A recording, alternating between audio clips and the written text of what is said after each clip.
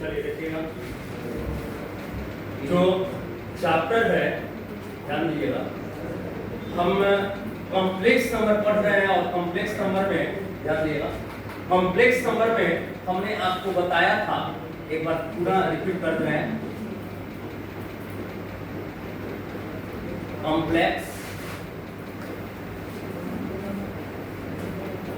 Number ध्यान दीजिएगा।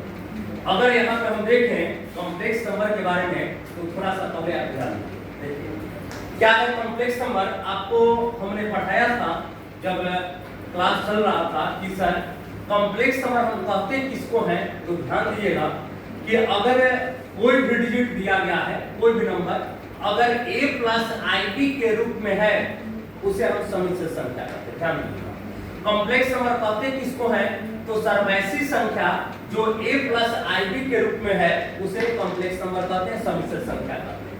जहां पे हमने आपको बताया था कि a जो होता है वो आपका रियल पार्ट होता है, रियल पार्ट ऑफ j, और b जो होता है उसको हम कहते हैं इमेजिनरी पार्ट ऑफ z। यानी a जो है वो रियल पार्ट होता है और b जो होता है वो इमेजिनरी पार्ट होता है। इसके बाद हमने आपको ये बताया था कि i की पावर m की जानकारी, अगर याद आ रहा है तो याद कीजिएगा कि i के पावर m की जानकारी में हमने आपको बताया था i square equal to -1, i cube का मान बताए थे कि -i के पावर 4 का मान हमने बताया था 1, और i के बारे में हमने चर्चा किया था तो रूट अंडर माइनस, ये बात हमने बताया। इसके तत्पश्चात हमने आपको ये भी बताया था, इसके बाद हमने आपको ये भी बताया था कि अगर मान लीजिए आपके समक्ष, सुनिएगा, अगर मान लीजिए आपके समक्ष ये आता है i की जानकारी के बाद कि सर आपको हमने समानता बताया था, क्या सुनिएगा कि कॉम्प्लेक्स नंबर का समानता आपको हमने बताया था कि समानता क्या होता है, बताया था ना। इसमें हमने बताया था वास्तविक भाग के बराबर और काल्पनिक भाग के बराबर। इसके बाद हमने आपको योग के बारे में बताया कि कॉम्प्लेक्स नंबर का सम कैसे होता है, बताएंगे। उसके बाद हमने बताया कि कॉम्प्लेक्स नंबर का अंतर कैसे निकाला जाता है, बताएंगे। इसके बाद हमने आपको बताया था कि इसका मल्टीप्लाई कैसे निकाला जाता है। इसके बाद हमने आपको बताया था कि इसका भाग कैसे निकाला जाता है। योग पर हमने चर्चा किया था कि इसका गुणधर्म भी हमने बताया था, प्रॉपर्टीज भी हमने आपको बताने का काम किया था। गुणधर्म में हमने बताया था कि क्रम विनिमय क्या होता है, सहचर क्या होता है, प्रतिलोम क्या होता है, तत्समक क्या होता है, ये सारी तमाम पहलुओं पर हमने विचार किया था। फिर गुणा के गुणधर्म भी हमने बताया आपको कि गुणा का गुणधर्म क्या होता है, इसमें भी क्रम विनिमय, सहचर, प्रतिलोम और तत्समक बताकर हमने एक्सरसाइज 5.1 को समाप्त किया। क्लियर है आपका? जब हम एक्सरसाइज 5.2 में प्रवेश करते हैं 5.2 में, तो वहां पे हमने आपको बताया कि मापांक फलन क्या होता है, मॉड z लिखते और इसका फॉर्मूला बताए थे कि a square plus b square होता है, बताए। उसके बाद मापांक का हमने प्रॉपर्टी भी पढ़ा था कि इसका गुणधर्म भी हमने पढ़ा था कि इसका गुणधर्म क्या होता है, बताए। उसके बाद जब मापांक की चर्चा हो गया तो उसके बाद हमने इसके संयुग्मी पर भी चर्चा किया, कंजुगेट पर भी चर्चा किया, जहां पे हमने बताया कि अगर a प्लस ib है, कंजुगेट निकालना है तो a माइनस ib होता है, जो भी इमेजिनरी पार्ट होगा उसका चिन्ह क्या होता है, बदल जाता है। ये बात हमने आपको बताया था कि मापांक जो होता है वो आपका root under a square plus b square होता है, और संयुग्मी जो होता है जो भी धनात्मक चिन्ह होगा, अगर प्लस में होगा तो माइनस में और माइनस में होगा तो प्लस में, कौन, केवल और केवल इमेजिनरी पार्ट का चिन्ह बदल देता है। उसके बाद हमें इसमें आगे पढ़े थे तो हमने आपको चर्चा किया था कि इसमें पूर्णांक भी होता है, अरेंजमेंट भी होता है, जहां पे हमने आपको बताया था कि sir tan theta equal to b by a होता है। उसके बाद चतुर्थांश पे हम सवाल को हल कर देते हैं। उसके बाद जब हम आगे बढ़े इसमें 5.2 में, तो हमने आपको पढ़ाया कि ध्रुवीय रूप होता है जो r cos थीटा प्लस में बाबू i sin थीटा होता है, r cos theta plus i sin theta होता है, जहां पे आग जो आप देख रहे हैं ना, इसको हम मापांक कह सकते हैं, और ये जो आप थीटा देख रहे हैं इसको हम लोग पूर्णांक के नाम से जानते हैं। बोलिए अगर इतना तक में दिक्कत है। 5.1 एनसीईआरटी प्रत्येक सवाल हमने बताया, 5.2 का हमने कांसेप्ट क्लियर किया, प्रत्येक सवाल बताया, और आज हम एक कड़ी में नया टॉपिक चालू कर रहे हैं जिसका नाम है क्वाड्रेटिक इक्वेशन यानी द्विघात समीकरण। ध्यान दीजिएगा, आज का जो टॉपिक होगा क्वाड्रेटिक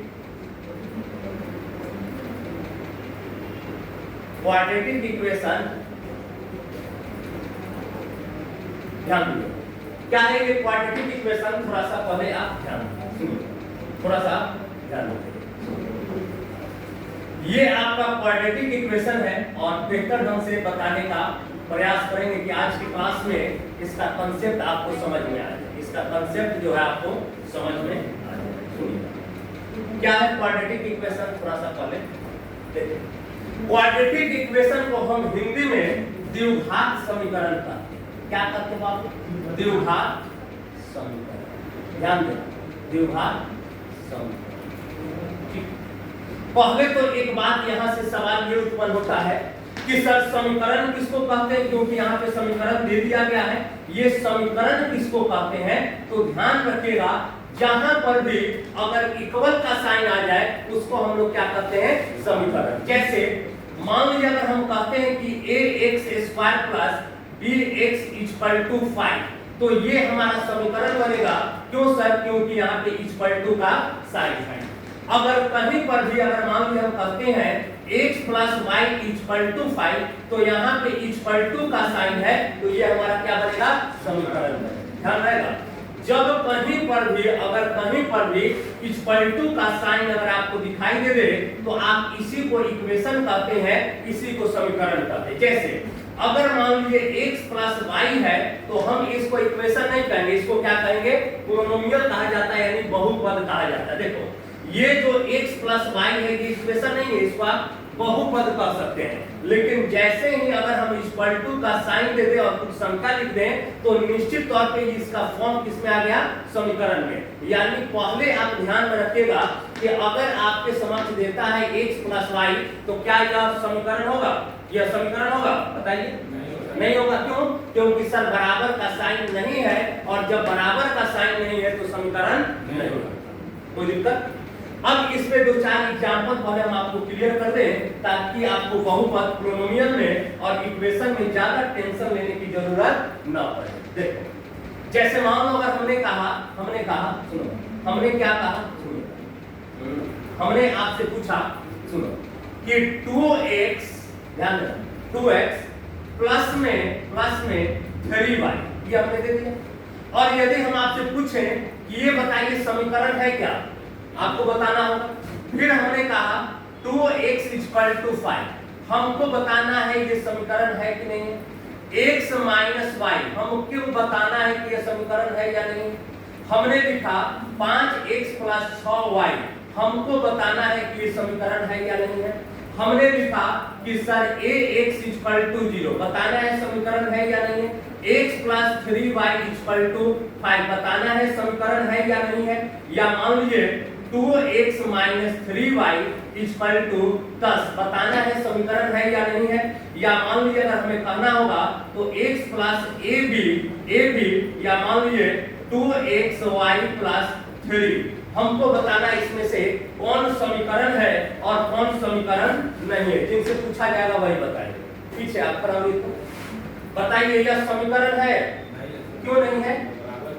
बाबू बराबर का चिन्ह नहीं है तो ये समीकरण नहीं है। बैठ आप बताइए तो बाबू यह समीकरण है? क्यों? बराबर का अगर चिन्ह है तो ये समीकरण है। चलिए आप खड़ा होइए, ये समीकरण है? नहीं है। क्यों नहीं है? इक्वल का साइन नहीं है इसलिए समीकरण नहीं है। आप पीछे बताइए तो क्या ये समीकरण है? नहीं है। क्यों? इक्वल का साइन नहीं है तो समीकरण नहीं है। क्या ये समीकरण है? बताइए है? क्यों? बराबर का चिन्ह है तो समीकरण है। आप बताइए क्या यह समीकरण है? समीकरण है? हाँ सर ये समीकरण है क्योंकि बराबर का चिन्ह दिया गया है। क्या ये समीकरण है? बताइए तो आप बाबू, समीकरण है? निश्चित तौर पे बराबर का साइन है, ये समीकरण है तो नहीं है, ये समीकरण है तो नहीं है। यानी कहने का तात्पर्य क्या है कि आपको समीकरण के लिए बस इतना ही बात ध्यान में रखना है कि अगर बराबर का चिन्ह होगा तो समीकरण है, बराबर का चिन्ह है तो समीकरण है, और बराबर का चिन्ह नहीं है तो समीकरण नहीं। कोई दिक्कत? बोलिए समीकरण और समीकरण कौन है, ये समझ आ गया ना। समीकरण तो कब कहेंगे, जब बराबर का चिन्ह होगा तो वो क्या बनेगा, समीकरण बनेगा। अब जब समीकरण हम समझ गए तो समीकरण के बारे में भी समझ लेते हैं। जैसे इसमें रैखिक समीकरण होता है, द्विघात समीकरण होता है, त्रिघात समीकरण होता है। तो चलिए हम पहले समझते हैं एक चर में, या चलिए दो चर में हम बात करते हैं। अगर हम बात करें दो चर में, तो या समझे ना, एक चर में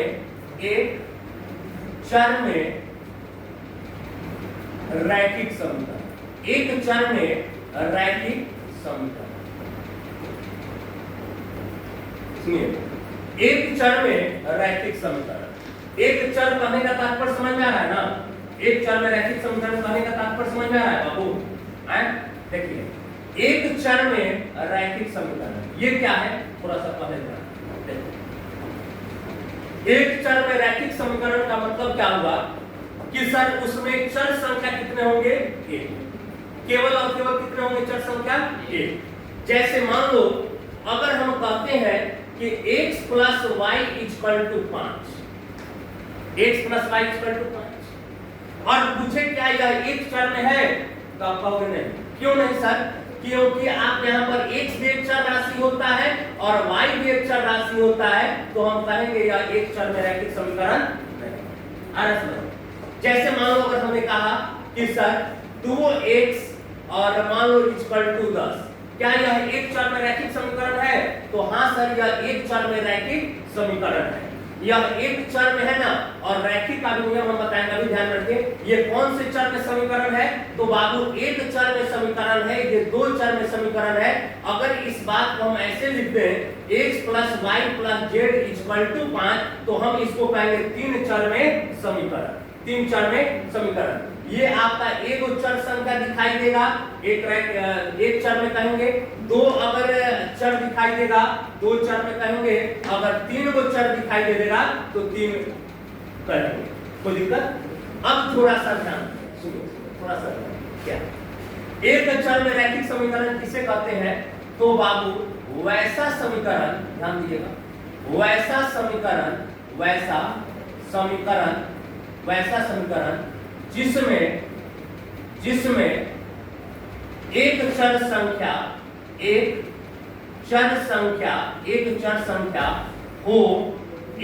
संख्या हो, उसे एक चर में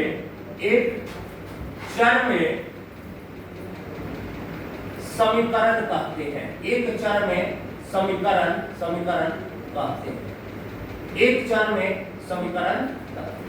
जैसे समझिए, जैसे हमने लिखा कि sir 2x plus 5 equal to 0, ये क्या है बोलिए? एक चर में है। कैसे सर?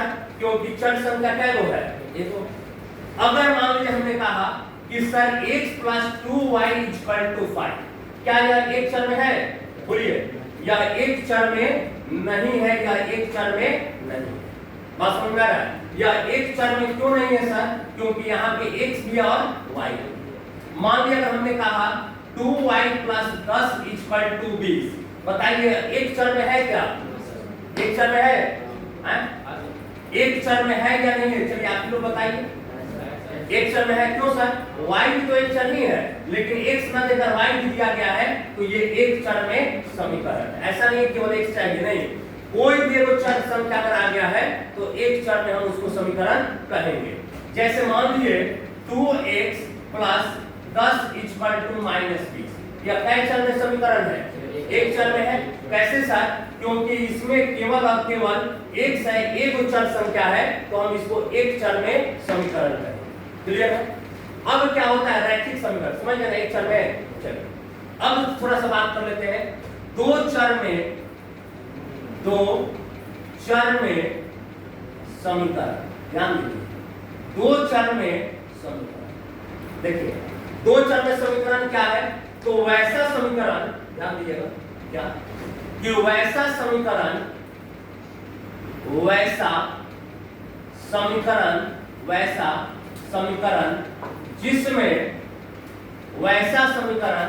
जिसमें चर की संख्या 2 हो, चर की संख्या कितनी होनी चाहिए? 2 हो, उसे दो चर में समीकरण कहते हैं। दो चर में समीकरण कहते हैं। कोई दिक्कत? देखो एकदम टेंशन फ्री हो। एक चर रहेगा तो एक चर में समीकरण, दो गो चर रहेगा दो चर में समीकरण, तीन गो चर रहेगा तीन चर में समीकरण।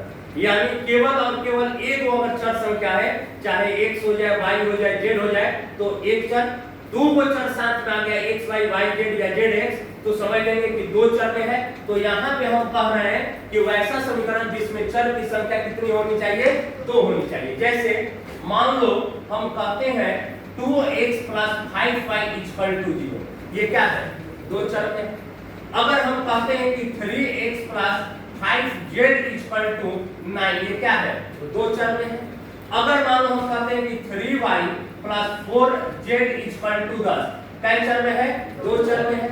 तो एक चर और दो चर, बोलिए समझ में आया कि नहीं आया? चलिए, एक चर में कै समीकरण होगा बाबू, आप कराइए तो। एक चर में कितने चर संख्या होंगे? उसमें एक चर का समीकरण किसको कहेंगे? दो चर किसको कहेंगे? जिसमें दो चर हो उसे दो चर का समीकरण है। बोलिए इतना समझ आया कि नहीं? अगर एक चर संख्या होगा तो एक चर में, अगर दो गो चर होगा तो दो चर में। याद रहेगा ना? एक चर संख्या रहेगा तो एक चर में, और दो गो चर संख्या रहेगा तो दो चर में। बस इतना ही आपको ध्यान देना। अब जब यहाँ तक समझ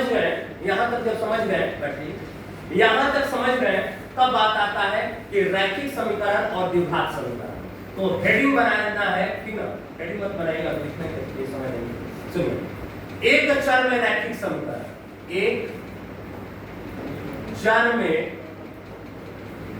रैखिक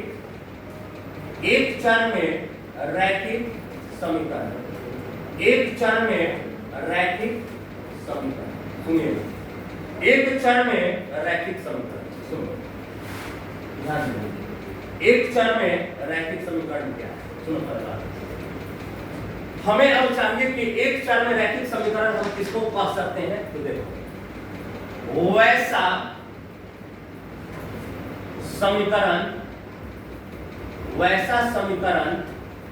जिसमें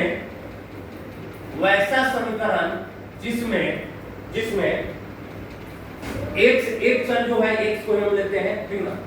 जिसमें x का मैक्सिमम घात 1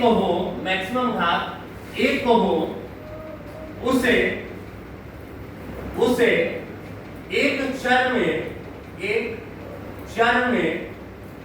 रैखिक समीकरण कहते हैं। एक चर में रैखिक समीकरण कहते हैं। सुनो बात, यानी वैसा समीकरण जिसमें x का मैक्सिमम घात क्या होना चाहिए? 1, उसे रैखिक समीकरण कहते हैं। या हम कह सकते हैं ax + b = 0 को, या ax + b = 0 को एक चर में रैखिक समीकरण का, एक चर में रैखिक समीकरण का। सुनो बात, अगर हम बात करते हैं, सुनो, ax + b = 0, इसको हम कैसे समझ रहे हैं कि सर ये एक चर में रैखिक समीकरण है? तो चर संख्या इसमें क्या हुआ बताइए, देखो। और इस इक्वेशन में x का मैक्सिमम पावर क्या है? तो अगर x का मैक्सिमम पावर 1 हो और वो केवल एक चर में कोई दिया गया हो, तो उसको हम कहेंगे एक चर में रैखिक समीकरण। जैसे एग्जांपल समझिए, जैसे हमने कहा 2x = 5, क्या यह एक चर में रैखिक है? तो हाँ सर, एक चर दिखाई दे रहा है, x का मैक्सिमम पावर 1 है, तो ये क्या बनेगा, एक चर में रैखिक समीकरण। चर संख्या में एबीसीडी पूरा आता है। चर संख्या देखिए अब जब आप चर संख्या पूछ लिए तो हम बात करते हैं। अगर हम बात करते हैं अचर की यानी कांस्टेंट भी बाबू दो तरह से बटा हुआ है। कांस्टेंट भी कितने तरह से बटा हुआ है, दो तरह से। एक को कहते हैं आर्बिट्री कांस्टेंट और एक को कहते हैं नंबर कांस्टेंट। यानी एक का नाम हो गया संख्यात्मक अचर। संख्यात्मक अचर में 1 2 3 4 एंड सो ऑन। और एक होता है आर्बिट्री कांस्टेंट। आर्बिट्री कांस्टेंट में क्या क्या आता है, आर्बिट्री कांस्टेंट में आपका ए बी सी डी ये सब आता है, ये ध्यान में रखिएगा। लेकिन यहाँ पे अगर हम बात करते हैं आर्बिट्री कांस्टेंट की, आपको क्लास 12 में पढ़ाना है तो बोलो सही कर लीजिए। आर्बिट्री कांस्टेंट आपको ए बी सी डी ये आर्बिट्री कांस्टेंट में आते हैं, लेकिन ये वेरिएबल में नहीं आते, ये चर में नहीं आते, ध्यान रखिएगा। ए बी सी डी, ठीक है ना, ए बी सी डी दे दी, नहीं दे दी, मोबाइल दे दी। आर्बिट्री कांस्टेंट में ए बी सी डी ये सब आपका आर्बिट्री कांस्टेंट आता है, और नंबर कांस्टेंट में आता है 1 2 3 4 ये सब आपका नंबर कांस्टेंट।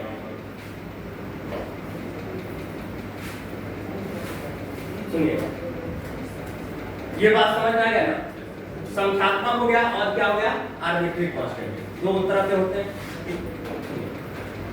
2x + 5 = 5, ठीक है। अब देखिएगा 4x + 3 = 0। ये क्या है, एक चर में रैखिक समीकरण है, एक चर है पावर में 1। अगर हम कहते हैं कि 2x³ + 5x² + 9x = 10, बताओ तो क्या यह एक चर में है, नहीं। क्यों सर, क्योंकि इस पूरे इक्वेशन में x का मैक्सिमम पावर 3 है, तो ये एक चर में नहीं। ध्यान में रखिए। अगर मान लीजिए हमने कहा क्या कि अगर 2 = 5x, क्या यह एक चर में है, तो हाँ सर ये एक चर में है, एक चर है और x का मैक्सिमम पावर 1 है। हमने कहा 2x² + 3x = 5, क्या यह एक चर में होगा, नहीं होगा। क्यों सर, x का मैक्सिमम पावर 2 है, तो ये एक चर में नहीं। बात समझ में है। यानी एक चर में जब समीकरण होगा तो इतना जरूर समझिएगा कि x का मैक्सिमम पावर 1 और चर संख्या की भी संख्या क्या हो, चर भी क्या हो, एक हो, तो हम उसको कहेंगे एक चर में रैखिक समीकरण। एक चर में रैखिक समीकरण किसको कहेंगे, तो मैक्सिमम पावर 1 हो, मैक्सिमम पावर 1 हो, और चर की संख्या कितनी हो, 1 हो। चर की संख्या 1, मैक्सिमम पावर 1, तो हम कहेंगे एक चर में रैखिक समीकरण। ठीक, अब समझिए, एक चर में रैखिक समीकरण का हल के लिए बात को समझिएगा। एक चर में रैखिक समीकरण, एक चर में रैखिक समीकरण का हल, एक चर में रैखिक समीकरण का हल। अगर एक चर में रैखिक समीकरण का हल निकालना सिंपल होता है क्या, ax + b = 0। यानी अगर हमें लिखना होगा तो ax = -b, यानी x = क्या हो जाएगा, -b/a। यानी एक बात समझिएगा, कोई भी अगर एक चर में रैखिक समीकरण आएगा ना, तो x का केवल a को वैल्यू आएगा, x का क्या वैल्यू आएगा, a। अगर मान लीजिए कोई सवाल ऐसे दे दिया है 2x + 10 = 0 और आपसे पूछेगा कि बताइए x का वैल्यू क्या होगा, कोई टेंशन नहीं। क्या सर एक चर में है, x का एक ही मान आएगा, तो हम क्या कर सकते हैं, 2x = -, हो जाएगा। यानी x = -10/2, 2 से घटा देंगे 5, यानी x = -5। मान लीजिए एक चर में रैखिक समीकरण एक और लेते हैं कि 2x + 10 = मान लेते हैं x और प्लस में 20। कह रहे हैं कि इसको सॉल्व किए, कोई टेंशन नहीं है। 2x अपने जगह पे, बराबर को उधर प्लस में इधर लाएंगे माइनस में, = 20 प्लस में तो 20, प्लस में 10 से उधर ले जाके -10, यानी 2x में से x जाएगा, x बराबर 10। तो ये क्या समझ रहे हैं आप कि अगर एक चर में रैखिक समीकरण होना तो x का कितने मान आएंगे, 1 मान आएंगे। यानी हम यहाँ पे नोट में लिख भी दें, नोट में क्या कि सर एक चर में रैखिक समीकरण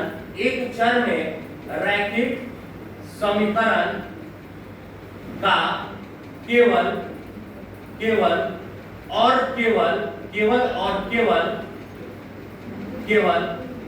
एक चर में रैखिक समीकरण का केवल और केवल एक हल होता है।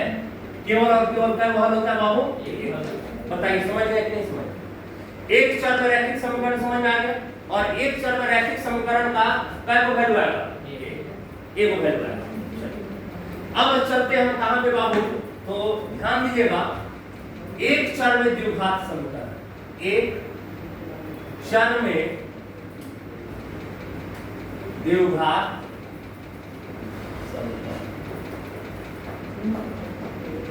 एक चर में द्विघात समीकरण, ठीक है ना? एक चर में द्विघात, एक चर में द्विघात समीकरण।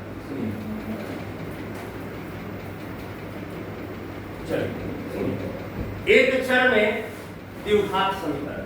अब एक चर में द्विघात समीकरण किसको कहते हैं, पहले ध्यान दीजिए। देखिए, वैसा समीकरण क्या लिखेंगे कि सर वैसा समीकरण जिसमें x का मैक्सिमम घात, x का मैक्सिमम पावर 2 हो, x का मैक्सिमम पावर क्या हो? 2 हो, उसे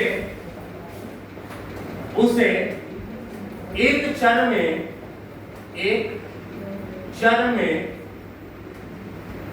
द्विघात समीकरण कहते हैं।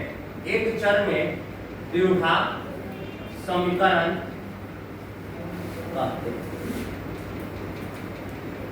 या ax square plus bx plus c, या ax square plus bx plus c को द्विघात समीकरण कहते हैं। को द्विघात समीकरण का बात को समझिए पहले। एक चर में रैखिक समीकरण आपको समझा दिया है कि सर उसमें चर भी एक रहेगा और घात भी एक रहेगा x का। इसमें क्या है, वैसा समीकरण जिसमें x का मैक्सिमम पावर 2 हो। जैसे देखो, ये आपका x का मैक्सिमम पावर कितना दिख रहा है? अगर एक चर संख्या हो और मैक्सिमम पावर कितना हो, मैक्सिमम पावर 2 हो, तो उसी को हम क्या कहेंगे, एक चर में द्विघात समीकरण। जैसे आप समझिए, ax square plus bx plus c equal to, ये क्या है? द्विघात समीकरण है, एक चर में द्विघात समीकरण। अब एक चर बार बार नहीं बोलेंगे, ठीक ना? यहाँ पे कॉम्प्लेक्स नंबर में हमें एक चर में ही द्विघात समीकरण पढ़ना है, तो हम केवल द्विघात समीकरण करेंगे। आप समझ लीजिएगा कि एक चर का ही बात हो रहा है। सुनिए, एक चर में द्विघात समीकरण, सुनो पहली बात देखो, तो 3 बातें यहाँ से आपको ध्यान में रखना पड़ेगा।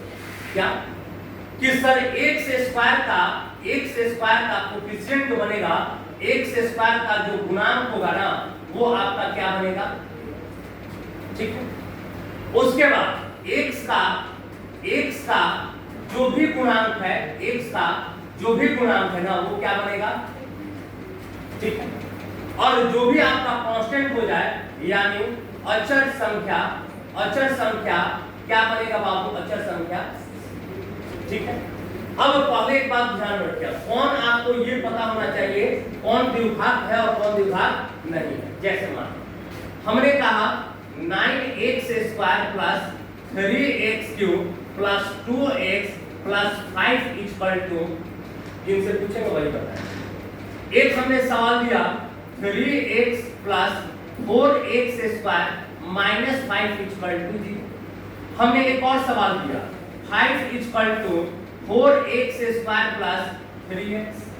एक सवाल हमने ये दिया।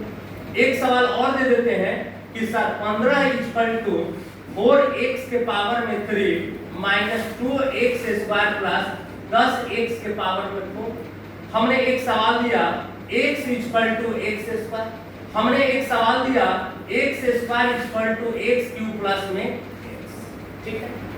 और यहां से हमें चयन करना है कि कौन यहां पे द्विघात समीकरण है या कौन द्विघात समीकरण नहीं है। जिनसे पूछेंगे आप कराइए, ये बताइए कि क्या यह द्विघात समीकरण है? नहीं। क्यों? देखिए, अगर द्विघात समीकरण पहचानना है ना तो पहले खोजिए कि x का मैक्सिमम पावर क्या है। तो हमने देखा x का मैक्सिमम पावर 3 है सर, इसलिए कहेंगे कि यह नहीं, ठीक है। बैठिए, अब ध्यान दीजिए।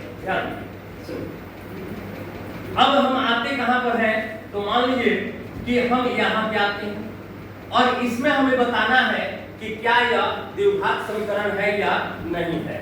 क्या यह द्विघात समीकरण है या नहीं है, बताइए। है द्विघात समीकरण आप कह रहे हैं कि है, तो कैसे है बताइए। पावर में क्या है?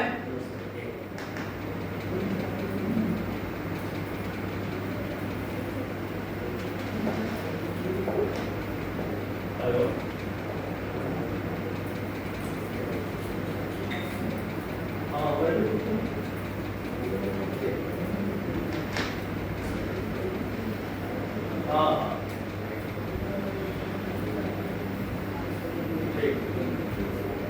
देखिए, ये बात समझ में आया कि नहीं आया? बोलिए, आया कि नहीं आया? आ गया। ये आपका क्वाड्रेटिक इक्वेशन है, द्विघात समीकरण। कैसे? देखिए, जब कभी क्वाड्रेटिक पहचान करना है तो x का घात खोजिए। x का सबसे मैक्सिमम घात क्या है? 2 है, 2 से तो अधिक नहीं ना है, तो सर ये क्वाड्रेटिक इक्वेशन है, द्विघात समीकरण है। इसके पास आएंगे, कहेंगे सुनो तुम्हारे पास x का मैक्सिमम पावर क्या है, तो ये कहा है कि मेरे पास तो 2 है, तो ये आपका क्वाड्रेटिक इक्वेशन है। आ रहा है समझ? अब इसके पास आएंगे और पूछेंगे कि तुम्हारे पास x का मैक्सिमम पावर क्या रखा है, तो 4, तो ये कहेंगे कि नहीं। आए समझ? अगर यहां से हम पूछें कि ये बताओ तुम्हारे पास मैक्सिमम पावर क्या है, तो कहेगा कि 2 है, तो हम कहेंगे इसका क्या होगा? द्विघात समीकरण। इसके पास आएंगे और पूछेंगे कि तुम्हारे पास मैक्सिमम पावर क्या है x का, तो ये कहेगा हमारे पास तो 3 है, तो ये द्विघात समीकरण नहीं। बोलिए, कोई दिक्कत है? द्विघात समीकरण समझ में आया? देखिए, हमने आज आपको जो पढ़ाया एक बार रिपीट कर देते हैं। देखिए, समीकरण के बारे में हमने आपको बताया कि सर समीकरण क्या होता है। तो अगर बराबर का चिन्ह है तो समीकरण है। जैसे ये समीकरण है, ये समीकरण है, ये समीकरण है, ये समीकरण नहीं है क्योंकि बराबर का चिन्ह नहीं है। ये समीकरण नहीं है, क्यों? क्योंकि बराबर का चिन्ह नहीं है। ये समीकरण नहीं है, क्यों? बराबर का चिन्ह नहीं है। ये समीकरण नहीं है, बराबर का चिन्ह नहीं है। ये समीकरण है क्योंकि बराबर का चिन्ह है, ये समीकरण नहीं है। यानी इक्वेशन किसको कहेंगे? तो जब तक बराबर का चिन्ह न दिखाई दे, जब तक बराबर का चिन्ह न दिखाई दे, तो हम कहेंगे कि समीकरण नहीं है। और यदि बराबर का चिन्ह दिखाई दे, बराबर का चिन्ह दिखाई दे, तो हम कहेंगे क्या है? यह समीकरण है। क्लियर है यहाँ तक? अब इसके बाद हम बढ़े थे तो एक चर में रैखिक समीकरण, हमें एक चर में रैखिक समीकरण पढ़ाना था, लेकिन हम यहाँ पे एक चर की ओर पढ़ाए हुए हैं। वैसा समीकरण जिसमें एक चर संख्या हो, उसे हम एक चर में समीकरण कहते हैं। इसमें देखें तो x में केवल एक चर दिखाई दे रहा है, केवल x, तो ये एक चर में समीकरण है। क्या यह एक चर में है? तो नहीं है सर, क्योंकि x y दोनों है। क्या यह एक चर में है? तो हाँ सर है, क्योंकि केवल y है। क्या यह एक चर में है सर? तो हाँ सर है, क्योंकि केवल और केवल x है। क्लियर है ना? इसके बाद यहाँ पे आते हैं दो चर में समीकरण किसको कहते हैं? वैसा समीकरण जिसमें चर की संख्या 2 हो, जिसमें चर की संख्या कितनी हो? 2 हो। जैसे यहाँ पर देखा जाए तो चर की संख्या 2 है, तो ये आपका दो चर में समीकरण है। यहाँ पर देखे चर की संख्या 2 है, 2 चर में है। यहाँ पर देखे तो चर की संख्या 2 है, तो ये 2 चर में समीकरण। अब जब 2 चर में जान गए, तब अगला पॉइंट हम उठाते हैं एक चर में रैखिक समीकरण। एक चर में रैखिक समीकरण देखो, वैसा समीकरण जिसमें x का मैक्सिमम घात क्या हो? 1 हो। x का मैक्सिमम घात क्या हो, 1 हो, उसे हम एक चर में रैखिक समीकरण कहते हैं, या ax + b = 0 को हम क्या कहते हैं, एक चर में रैखिक समीकरण कहते हैं। देखो यहाँ पे अगर ध्यान दें इसमें, तो सर x का मैक्सिमम पावर 1 है और चर संख्या एगो है, तो एक चर में कहेंगे। x का मैक्सिमम पावर 1 है और एगो चर है, तो एक चर में है। x का मैक्सिमम पावर 1 है और एगो चर संख्या एक चर में है। x का मैक्सिमम पावर 3 आ गया, तो ये एक चर में नहीं। यहाँ पे x में मैक्सिमम पावर 1 है, तो एक चर में कहेंगे। यहाँ पे x का मैक्सिमम पावर 2 है, इसलिए एक चर में नहीं। कोई दिक्कत? इतना तक में दिक्कत है तो बोलिए, क्लियर है ना? आगे बढ़े ना। एक चर में रैखिक समीकरण का हल, इसमें तो कोई ज्यादा टेंशन है नहीं, बस नोट में ये याद रखिएगा, एक चर में रैखिक समीकरण का केवल और केवल एक हल होता है। एक चर में रैखिक समीकरण का केवल और केवल क्या हल होता है, एक हल होता है। चलिए कोई बात नहीं। अब आते हैं एक चर में द्विघात समीकरण, वैसा समीकरण जिसमें x का मैक्सिमम पावर कितना है, 2 है। x का मैक्सिमम पावर 2 है, उसे हम क्या कहेंगे, एक चर में द्विघात समीकरण अर्थात ax² + bx + c = 0 को द्विघात समीकरण कहते हैं। और ये हमने लिखा है, जहां पे हमने a के बारे में बताया है कि x² का कोफिशिएंट को a कहते हैं और x के कोफिशिएंट को b कहते हैं और कांस्टेंट को हम c कहते हैं। ये आपका एक घात में द्विघात समीकरण नहीं है। क्यों नहीं है सर? क्योंकि यहाँ पर x का मैक्सिमम पावर 3 है। ये आपका द्विघात समीकरण है क्योंकि x का मैक्सिमम पावर 2 है। ये आपका द्विघात समीकरण है क्योंकि x का मैक्सिमम पावर 2 है। ये आपका द्विघात समीकरण नहीं है क्योंकि यहाँ पे x का मैक्सिमम पावर 4 है। ये आपका द्विघात समीकरण है क्योंकि x का मैक्सिमम पावर 2 है। ये आपका द्विघात समीकरण नहीं है क्योंकि x का मैक्सिमम पावर 3। ठीक है, अब थोड़ा सा हम इस पर चर्चा करते हैं। क्या ABC जिससे पूछेंगे वही बताएगा, ठीक है ना? जैसे मान लो हमने कहा 9x + 6x² + 12 = 0। हमें यहाँ से a का वैल्यू, b का वैल्यू और c का वैल्यू निकालना। ठीक है, हमने कहा -5 = 2x² + 4x। हमें यहाँ से a का वैल्यू बताना है, b का वैल्यू बताना है, c का वैल्यू बताना है। हमने एक सवाल लिया -3x² - 15x + 10 = 0। हमें यहाँ पे a का वैल्यू बताइए, b का वैल्यू बताइए और c का वैल्यू बताइए। ये इस बात को समझना। हमने एक लिया 3x² + 5 = 0। यहाँ पे हमें a का वैल्यू, b का वैल्यू, c का वैल्यू बताना है। ठीक है, एक और एग्जांपल ले लेते हैं। जैसे मान लीजिए 5 - 5x² = 4x - 3। ठीक है ना? यहाँ पर a का वैल्यू, b का वैल्यू और c का वैल्यू बताना है। ठीक है ना? इतना सवाल ये अगर आप बना लीजिएगा, समझिए, तो ABC आपको निकालने में कोई दुविधा नहीं होगा। और जब ABC निकाल लीजिएगा तब हम बताएंगे कि क्वाड्रेटिक इक्वेशन आप जो क्लास 10th में पढ़े, क्लास 10th में भी आपने पढ़ा होगा, वहां पे आप समझोगे कि अल्फा प्लस बीटा जो मान निकलता है अल्फा बीटा, उसका इक्वेशन बनता है कि x बराबर -b plus minus b² - 4ac root में बाय में 2 है। ये फार्मूला बनता है। और बाकी तो हम हल करने के लिए 10th क्लास का लेवल भी आपको उठाएंगे और इसका हल बताएंगे, तो बेहतर ढंग से बातों को रखने का प्रयास करेंगे। देखो आप थोड़ा तो a का मान इसमें क्या है, 6। आप क्यों 6 बोले ये बताइए अपने। x² का गुणांक हमेशा ध्यान में रखिएगा, क्या बनता है, a बनता है। बगल में b का मान क्या है, b का मान क्या है, 9। क्यों सर? क्योंकि b x के साथ जो गुणन होता है वो b होता है। बैठे आप खड़ा होइए। c का वैल्यू क्या है, 12। जो भी कांस्टेंट वैल्यू रहेगा ना, वो ध्यान में रखिए, वो क्या कहलाएगा, c। ये आपका x² का कोफिशिएंट a कहलाता है, x का कोफिशिएंट b कहलाता है और जो भी कांस्टेंट वैल्यू रहेगा वो c बन गया। कोई दिक्कत? आप खड़ा होइए। इसमें बताइए a का वैल्यू क्या है, चलिए मान, चलिए b का वैल्यू आप बताइए, 4। c का वैल्यू आप बताइए, +5। यही बात समझना था। बैठिए। कुछ लोग कह देंगे सर -5 नहीं। जब कभी अगर आपको समीकरण मिलेगा तो ये ध्यान में रखिएगा, इस फॉर्म में आपको पहले तोड़ना पड़ता है। इस फॉर्म में आपको तोड़ना पड़ता है। तो इसको पहले उस फॉर्म में ले जाने के लिए 0 = 2x स्क्वायर प्लस में 4x माइनस 5 उधर जाके प्लस 5, तब हम कहेंगे कि sir x square coefficient a कहलाता है, x का कोफिशिएंट b कहलाता है, कांस्टेंट वैल्यू c कहलाता है। कोई दिक्कत? चलिए अगला सवाल ये दिया गया, ठीक है ना। चलिए पीछे बताइए a का वैल्यू क्या होगा? -3। बहुत बढ़िया, -3। चलिए बैठिए, आप बताइए तो b का वैल्यू क्या होगा? -15। चलिए बहुत बढ़िया, आप बताइए तो c का वैल्यू क्या होगा? c का वैल्यू क्या होगा? +10 है, 10 बोलिए क्या हो जाएगा? ठीक है, अब ये सवाल है, ठीक है ना। चलिए आप बताइए तो यहाँ पे c का वैल्यू क्या है? c का वैल्यू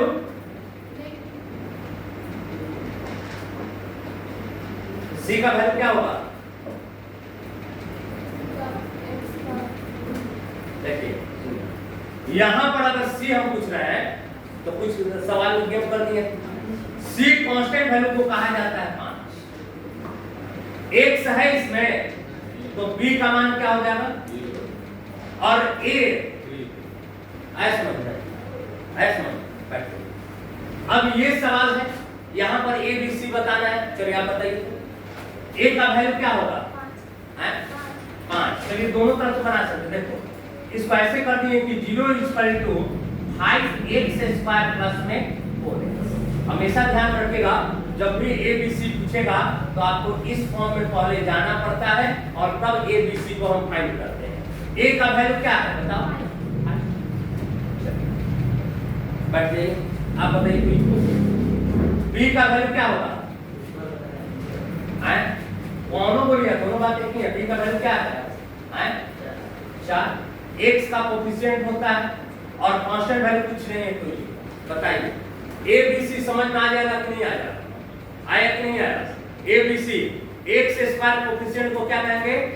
a, x के कोफिशिएंट को और कांस्टेंट वैल्यू को बताइए। x square coefficient x square का कोफिशिएंट x स्क्वायर का कोफिशिएंट x स्क्वायर का गुणांक कोफिशिएंट को ही हिंदी में गुणांक कहते हैं। x स्क्वायर का गुणांक x स्क्वायर का गुणांक चलिए x का गुणांक x का गुणांक x का गुणांक x स्क्वायर का गुणांक x स्क्वायर का गुणांक x का गुणांक कांस्टेंट वैल्यू x स्क्वायर गुणांक x का गुणांक कांस्टेंट वैल्यू। ध्यान में रहेगा ना, यानी ध्यान में रखिएगा कि जो x स्क्वायर का गुणांक बनेगा वो हमारा a रहेगा, जो x का गुणांक बनेगा वो हमारा b रहेगा और कांस्टेंट वैल्यू जो रहेगा वो c रहेगा। बोलिए कोई दिक्कत है? ठीक है, इतना तक। अगर इसको लिखना है तो आप लिख सकते हैं, ठीक है ना। लिखना चाहते हैं तो लिख सकते हैं, ठीक है ना। इसको तो लिखने की कोई जरूरत नहीं है। यहाँ से अगर आप चाहते हैं, ठीक है ना, यहाँ से तो आप लिख सकते हैं, ठीक है ना। समीकरण पता है, डेफिनेशन देने की जरूरत नहीं है समीकरण का। समीकरण जहाँ पे बराबर का चिन्ह उसे समीकरण करते हैं। उसके बाद आपको ये सब डेफिनेशन सहित हमने बता भी दिया है, लिख भी दिया है, आप वहाँ से लिख भी सकते हैं, ठीक है ना। तो चलिए बस आज लिखने के लिए रखते हैं, कल इसका हम द्विघात समीकरण का हल बताएंगे, ठीक है ना। ठीक, बंद कर दीजिए।